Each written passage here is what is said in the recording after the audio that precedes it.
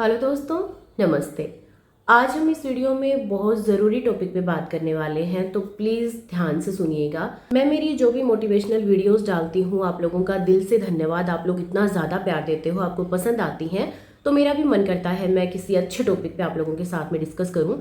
तो देखिए, मेरी काफ़ी वीडियोज़ हैं, उनके नीचे एक कॉमेंट बहुत बार आता है हस्बैंड वाइफ के रिलेशनशिप के बारे में। तो मैंने सोचा कि आज इसी टॉपिक पे बात की जाए, ताकि आप लोगों को थोड़ा बहुत भी अगर हेल्प हो जाती है, अगर थोड़ा बहुत आपके रिश्ते में सुधार आ जाता है, तो मुझे बहुत ज़्यादा अच्छा लगेगा। वीडियो को शुरू करने से पहले एक छोटी सी बात मैं और बोलना चाहूँगी। कई बार हमें क्या लगता है कि रिश्ता निभाना, घर चलाना, ये सारी जिम्मेदारियाँ सिर्फ एक औरत की होती हैं, यानी कि वाइफ की।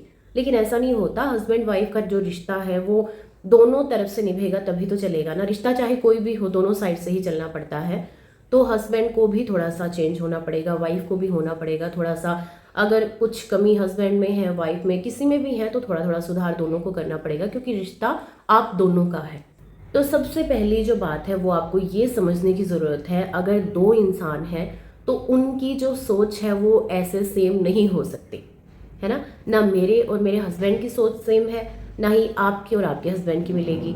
क्योंकि दो इंसान हैं तो दोनों का टेस्ट अलग होगा, सोच अलग होगी, बोलने का तरीका अलग होगा, चाल ढाल अलग होगी, रहने सहने का तरीका अलग होगा।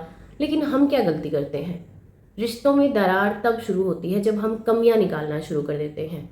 कई हस्बैंड बोलते हैं कि तुझे तो बोलना ही नहीं आता, या फिर तुझे तो बाहर कहीं लेकर जाता हूँ, तुझे खाना खाने का नहीं पता, या तुझे किसी के साथ रिश्ते निभाने का नहीं पता, मतलब कोई ना कोई कमी निकालना, या फिर तुझे घर के काम नहीं आते। ऐसे ही जो गलतियां करती हैं हम भी करती हैं, अपने हस्बैंड में कमियां निकालना कि तुम तो उसके जैसे नहीं हो। ये जो एक आदत है ना हमारी, कंपेयर करने की, ठीक है, आपके हस्बैंड हैं, आपके काम आएंगे, दूसरों को देख करके उनके ऊपर जो हम ताने मारते हैं ना, ये रिश्ते में बहुत बड़ी दरार लेकर आ सकता है। और होती है, खासकर देखिए, मुझे आप लोग बुरा मानेंगे, औरतों में ये बहुत ज़्यादा होती है, ये कॉमन आदत होती है। उससे जो पहला सुधार करना है वो है कि एक दूसरे में कमियां निकालना बंद कर देना है। क्योंकि देखिए, शादी के 10 साल हो जाते हैं, 15 साल हो जाते हैं, और फिर हमें याद आता है कि इस इंसान को तो बोलना ही नहीं आता। तो इतने साल से आप क्या कर रहे थे यहाँ पे? ये दोनों के लिए बोल रही हूँ मैं।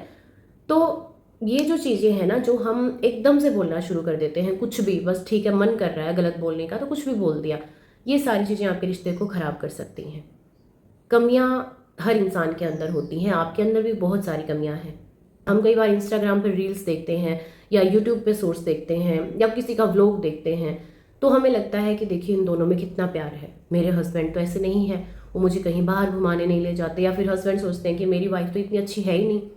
तो देखिए, वो जो रील्स में, शॉर्ट्स में, या फिर कहीं पे भी आप देखते हैं वीडियोस वगैरह, तो सोशल मीडिया पे वो सारी चीज़ें ना उनका कंटेंट होता है, उनको वो सारी चीज़ें बनानी पड़ती हैं, क्योंकि वो सारी चीज़ें करने से उनको पैसे मिलते हैं।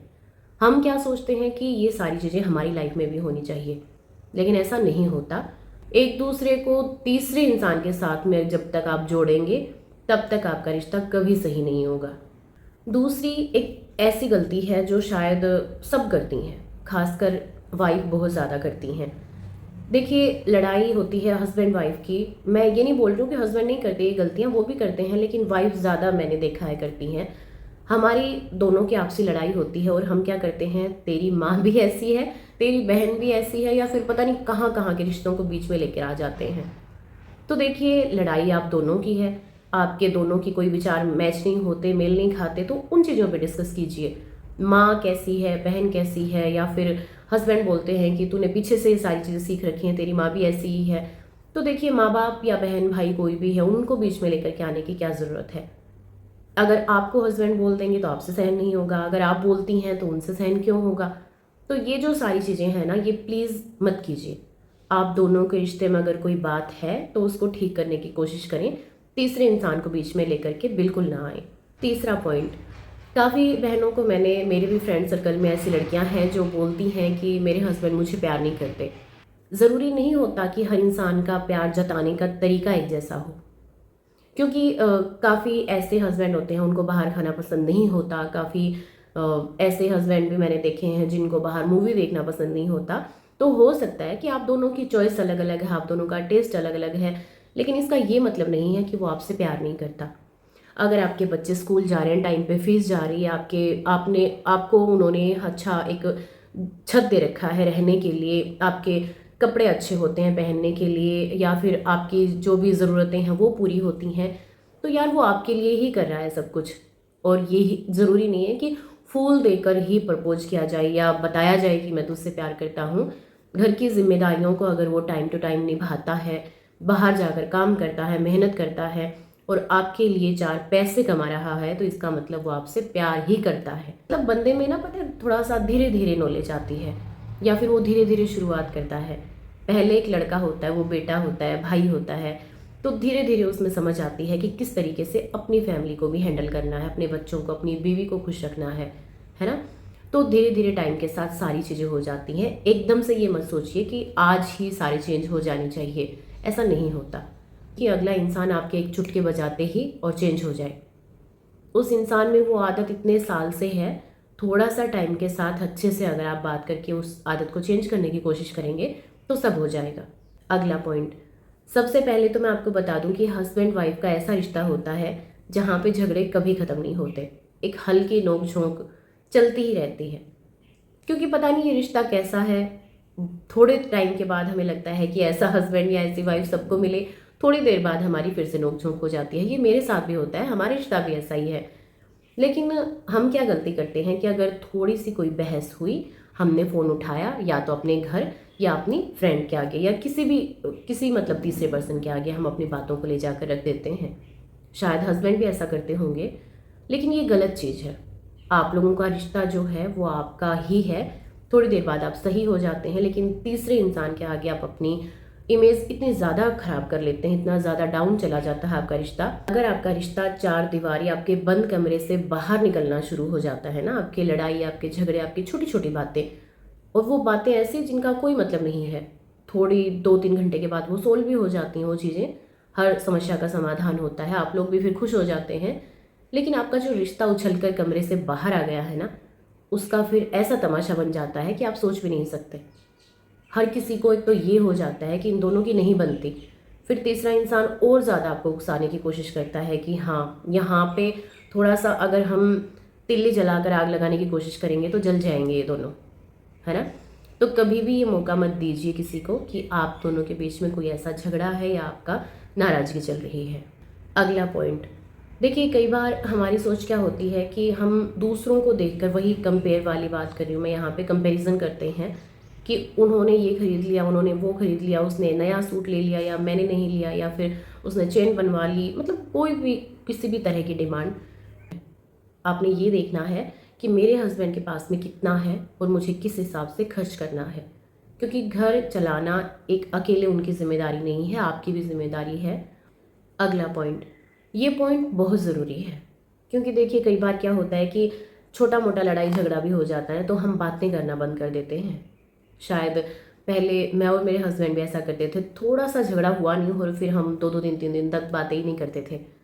फिर हम दोनों ने ये फैसला किया कि अगर हमारा झगड़ा दिन में हुआ है तो हम रात को सोने से पहले अपने झगड़े को ख़त्म करके सोएंगे, ताकि जो आने वाली अगली सुबह है वो हमारी शानदार हो, अच्छी हो, है ना।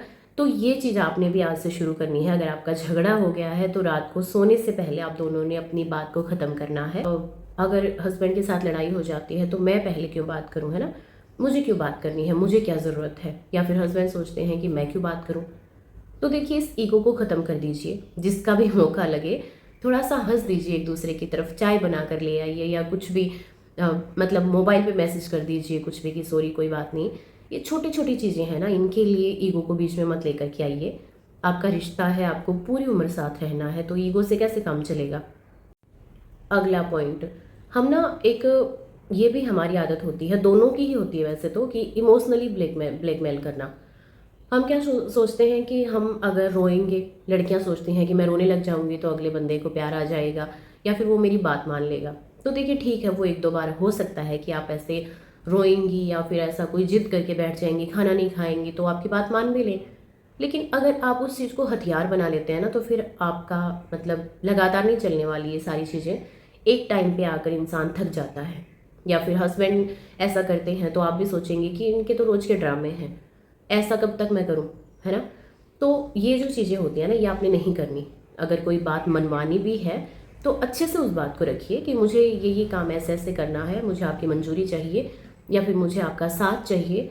तो इस तरीके से आपने बात करनी है, ना कि खाना छोड़ देना है, जिद कर लेनी है या रोना शुरू कर देना है या फिर घर छोड़कर चली जाऊंगी।